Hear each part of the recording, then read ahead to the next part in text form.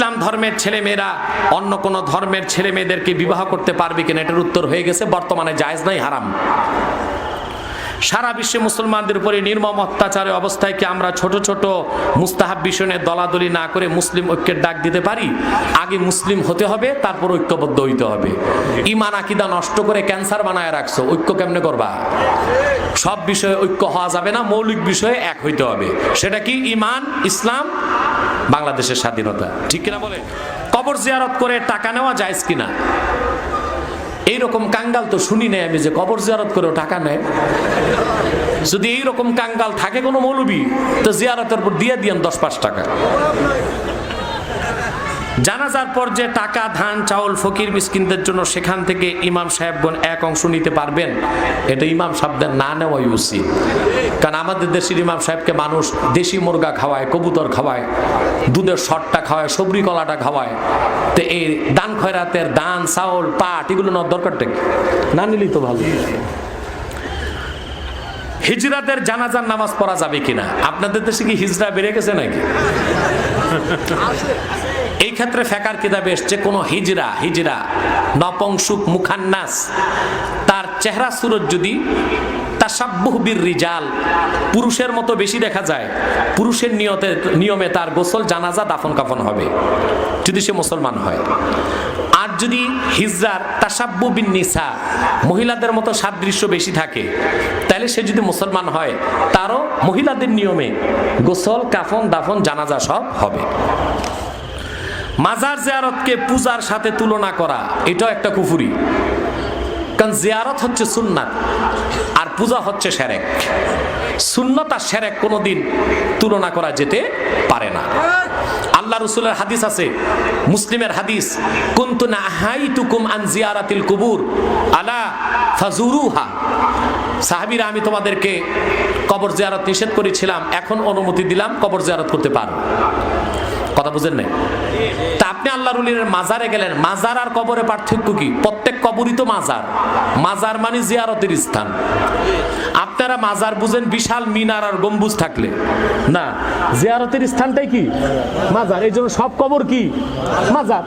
অতএব যে কোনো আল্লাহওয়ালা পীর বুজুর্গের কবর মাজার, বাপ মার কবর মাজার, ওস্তাদের কবর মাজার, জিয়ারত করতে যাওয়া সুন্নাত। সেটাকে পূজার মতো শিরকি কাজের সাথে তুলনা করা একটি ঈমান বিধ্বস্তি কাজ ছাড়া আর কিছু হতে পারে না।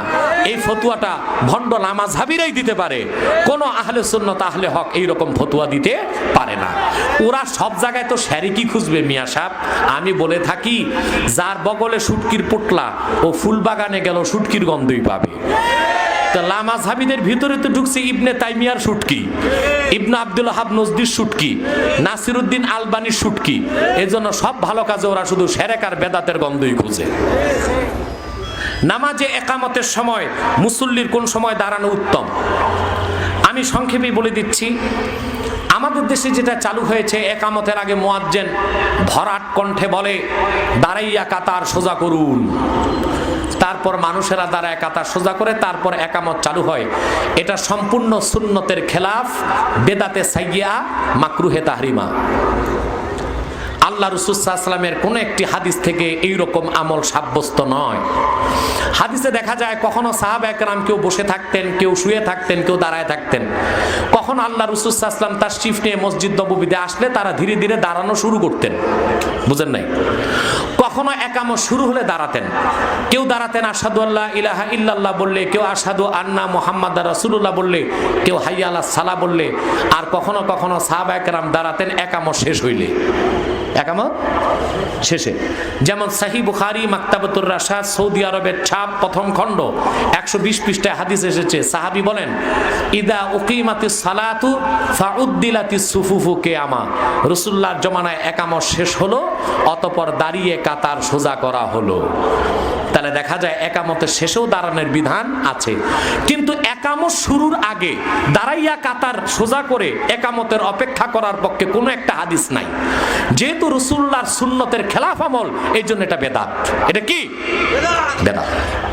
সর্বোত্তম হচ্ছে হাইয়া আলাস সালার সময় দাঁড়ানো। ফতোয়া শামিতে এসেছে ইয়াকুমুল ইমামু ওয়াল মুক্তাদি ইনদাল হাইয়ালাতাইন ইনদা উলামাইনা সালাসাতি ইল্লা জুফার। আমাদের তিন বড় ইমাম আবু হানিফা, মুহাম্মদ, আবু ইউসুফ তিনজনের মতে ইমাম এবং মুক্তাদি দাঁড়াবে তখনই যখন মুয়াজ্জিন হাইয়া আলাস সালাহ বলবে। বুখারী শরহ উমদাতুল কারি দ্বিতীয় খণ্ডে আমি দেখেছি ওয়া কানা আনাস রাদিয়াল্লাহু তাআলা আনহু ইয়াকুমু হিনা ইয়াকুলুল মুআজ্জিন হাইয়া আলাস সালাহ। হযরত আনাস সব সময় দাঁড়াতেন তখন মুয়াজ্জিন একামতে যখন বলতেন হাইয়া আলাস সালাহ।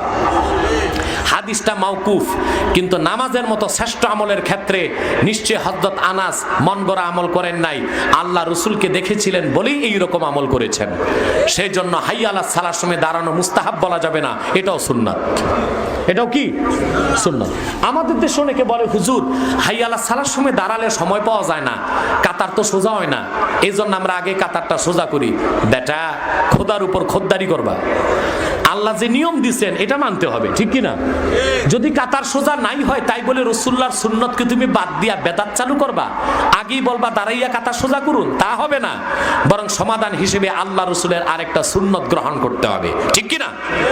পরিষ্কার সহিহ মুসলিমে এসেছে রাসূলুল্লাহ সাল্লাল্লাহু আলাইহি সাল্লাম একামতের শেষে নামাজ শুরু করতেন না, সাহাবায়ে কেরামের দিকে ফিরতেন, তারপর বলতেন সাউউ সুফুফাকুম ফা ইন্না তাসওয়াতাস সুফুফে মিন তামামিস সালাহ। তোমরা কাতার সোজা করো, কাতার সোজা করা নামাজ পরিপূর্ণতার অংশ। তাহলে কাতার যদি সোজা না হয় তাই বলে সুন্নতকে বাদ দেওয়া যাবে না, বরং সমাধান হিসেবে আরেকটা সুন্নতকে গ্রহণ করতে হবে। আর সেটা কি?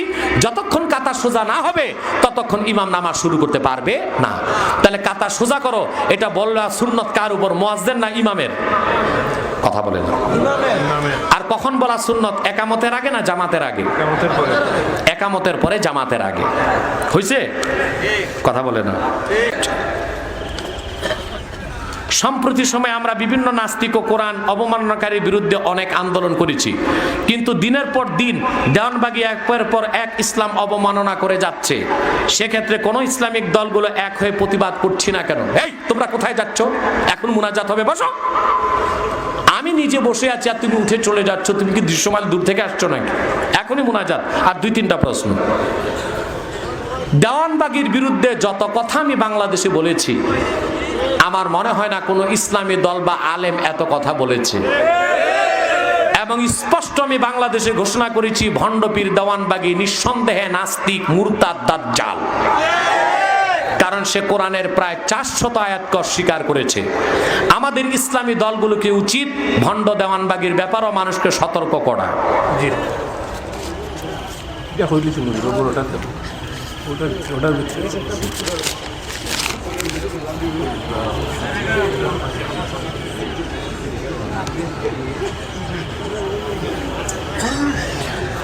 আপনার কাছে একটি জিনিস ভালো, যা কিছু যাই বলেন সরাসরি স্পষ্ট ভাষায় বলেন, এই জন্য আমরা আপনার ভক্ত। বলেন মাশাআল্লাহ। লা হাওলা ওয়ালা কুওয়াতা ইল্লা বিল্লাহ। আমি আপনার কাছে জানতে চাই, স্যাটেলাইট চ্যানেল আর টিভিতে প্রতি রমজান মাসে একটি প্রোগ্রাম হয় আরবি কাফেলা। এই অনুষ্ঠানের সঞ্চালক, আমি নাম দিব না, কোনো একজন আলেম, তার অনুষ্ঠানে প্রায় বলে থাকে ইসলাম আল্লাহর রসুল হযরত মুহাম্মদ সাল্লাল্লাহু আলাইহি ওয়াসাল্লামের যুগে আসে নাই, এটা এসেছে হযরত আদমের সময় থেকে। আল্লাহ রাসূল সাল্লাল্লাহু আলাইহি ওয়াসাল্লাম শুধু পরিপূর্ণ প্রচার করেছেন। বিষয়টি নিয়ে আমরা সাধারণ মানুষ বড়ই ধূম্র জালে আছি। বিষয়টি পরিষ্কারভাবে বলবেন কি এটা কতটুকু সত্য? দেখুন, বক্তা বিষয়টা বুঝাতে পারে নাই, সে যা বলতে চেয়েছে পুরাটা বলতে পারে নাই।